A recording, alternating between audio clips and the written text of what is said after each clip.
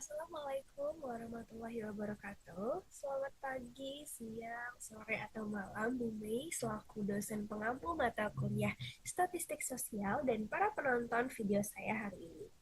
Nah, di sini saya akan menjelaskan mengenai 3 hal di dalam SPSS, yaitu yang pertama input data, kedua melihat frekuensi, satu variabel dan diagram pie, dan yang ketiga adalah analisis regresi. Jadi langsung kita mulai videonya, let's go. Nah, oke, yang pertama kita buka aplikasi IBM SPSS-nya dulu ya. Nah, saya sendiri pakai yang IBM SPSS 26. Nah, sekarang saya mulai dari input data. Nah, di sini kan ada 2 kolom ya, yang data view dan variable view. Nah, kita klik yang variable view dulu untuk masukin data-data yang mau kita buat ya. Di kolom name ini nih, nanti kita masukin nih datanya. Misal saya kan mau masukin jenis kelamin. Cukup singkatannya aja ya, karena di name tidak bisa spasi. Berarti kan JK. Lalu dilanjut dengan pertanyaan berikutnya nanti, yaitu angkatan masuk yang saya singkat menjadi AM. Lalu selanjutnya, um, pertanyaan selanjutnya itu saya akan masukin program studi ya, yang akan saya singkat menjadi PS. Oke, lalu kita pertanyaan yang nanti akan diajukan ya. Tapi di kolom name ini cukup ketik P1 saja, P2, P3, dan seterusnya sesuai dengan pertanyaan yang nanti akan diajukan. Lalu di kolom name sudah jadi ini ya seperti ini, dilanjut dengan ke kolom desimal nih teman-teman, yang dimana kolom desimal ini berfungsi untuk menentukan jumlah angka di belakang koma yang akan ditampilkan untuk suatu variabel numerik nanti. Nah, karena di sini saya nggak mau pakai ini ya, saya nggak mau pakai desimal gitu. Jadi semuanya akan saya nolkan desimalnya. Ya, seperti ini. Oke, nah kalau misalnya desimalnya saya udah nol semua, kita bisa lanjut ke kolom tabel. Nah, di tabel ini berfungsi untuk memberikan deskripsi yang lebih lengkap gitu ya, dan informatif dari kolom name-nya. Misalkan tadi kan JK itu artinya apa? Jenis kelamin. Nah, ini lebih dilengkapin lagi ya. Oke, untuk AM kan berarti angkatan masuk. Nah, selanjutnya PS. PS itu apa sih? PS kan tadi program studi. Nah, untuk pertanyaan-pertanyaannya, saya mau pertanyaan yang pertama itu dosen menginformasikan RPS di awal pertemuan. Selanjutnya, dosen interaktif di kelas. Lalu pertanyaan terakhir adalah dosen menyampaikan materi dengan mudah dipahami. Nah, ini saya udah masukin semua labelnya ya ke kolom label, lalu dilanjut dengan kolom values nih. Nah, kolom values sendiri ini berfungsi untuk memberikan definisi yang lebih jelas pada data kategorikal atau nominal ya, teman-teman. Nah, seperti contoh di sini kan jenis kelamin tuh ada 2 ya, perempuan dan laki-laki. Nah, jadinya saya masukin di sini value-nya 1, labelnya laki-laki. Nah, kita add, lalu dilanjut value 2, labelnya perempuan. Lalu kita add juga. Nah, lalu kita klik OK kalau udah. Nah, untuk angkatan masuknya juga sama ya seperti yang tadi jenis kelamin. Saya mau masukin value 1 itu angkatan 2020, kita add. Lalu value 2 yaitu 2021, kita add lagi. Value 3 2022. Dan value yang terakhir value 4 yaitu 2023. Lalu kita add, kita oke ya. Nah, seperti ini. Lalu selanjutnya adalah program studi. Program studi saya mau membuat 4 program studi ya di sini. Yang value 1 misal program studi humas. Lalu add. Value 2 itu komunikasi. Lalu kita add lagi. Value 3 adalah politik. Lalu kita add, dan value yang keempat yaitu markom. Nah, kita add lalu oke. Nah, untuk pertanyaan 1 ini karena saya memakai skala Likert ya, jadinya skalanya itu berbentuk sangat tidak setuju, netral, setuju, dan sangat setuju. Berarti di value 1 yaitu adalah sangat tidak setuju. Nah, kita add value 2 yaitu tidak setuju. Kita add. Lalu value yang ketiga adalah netral. Di add. Value 4 adalah value setuju. Kita add. Lalu yang value 5 adalah value sangat setuju. Kita add lagi. lalu di OK. Nah, karena ini pertanyaannya semua saya memakai skala Likert, jadi kita langsung copy aja. Di sini paste, lalu paste. Nah, jadi seperti ini ya, teman-teman. Oke.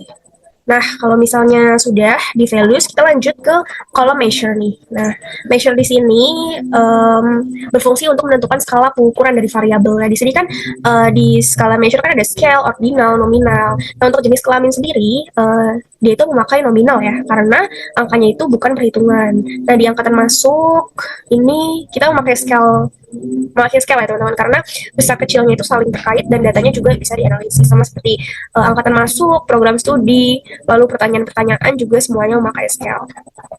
Oke, nah di sini udah jadi ya variabel view-nya kayak gini. Sekarang kita langsung masuk ke data view-nya. Nah untuk di data view-nya itu berfungsi sebagai istilahnya tuh lembar kerja untuk masukin dan melihat data secara langsung ya. Di sini saya udah buat data sendiri di sheets nanti untuk sebagai contoh datanya aja. Langsung kita pindahin ke data view-nya. Oke,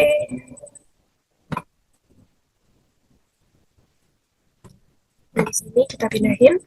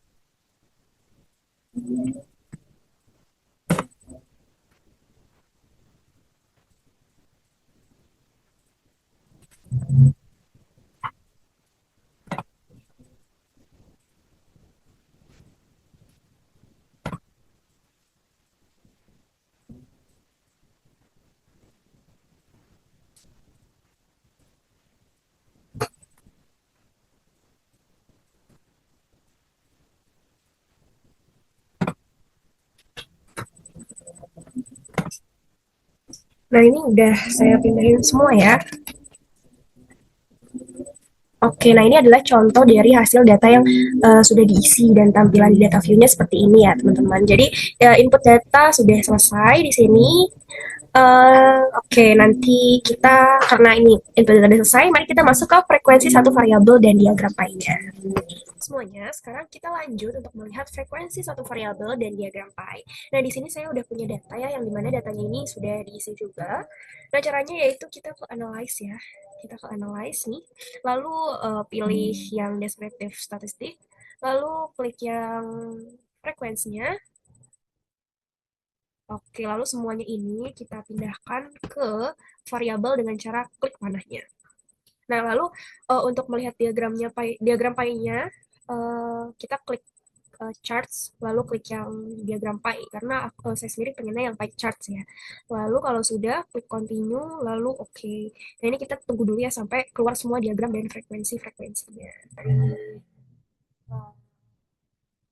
frekuensi satu variabelnya ya, dan pie chartnya seperti ini untuk contohnya.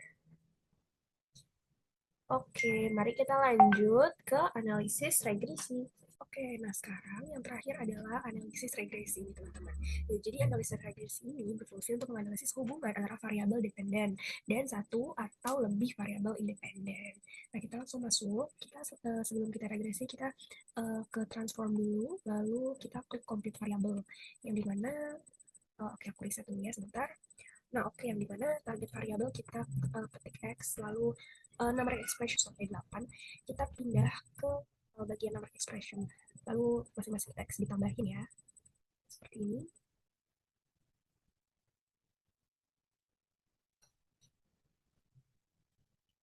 Nah, oke, kalau misalnya semua X sudah ditambahkan, lalu kita langsung oke. Kalau misalnya sudah selesai seperti itu, lalu kita analyze ya di sini. Kita klik descriptive statistik, lalu klik yang regression. Kita klik regression, lalu kita klik yang linear. Ya, lalu kita masukin ya yang X2 misal. X2 kita masukin ke independen. yang X2 ya kita masukin ke independen ya, dan yang Y2-nya kita masuk ke dependen. Oke, nah Oke, nah ini adalah hasil dari nilai regresi tadi ya. Ada variabel enter, model summary, ANOVA, dan coefficient-nya. Nah, untuk model summary-nya, yang dimana pada tabel yang kedua ini ya, dia ini menjelaskan tentang besaran nilai korelasi atau hubungan R, yaitu R ini sebesar 0,295. Dari output tersebut ini diperoleh koefisien determinasi di R square ini sebesar 0,087 yang mengandung pengertian bahwa variabel bebas dapat mempengaruhi nah informasi yang diberikan Twitter ini jelas ya. Jadi sebesar 0,295 ini gitu. Sedangkan sisanya dipengaruhi oleh variabel lain yang tidak diteliti seperti itu.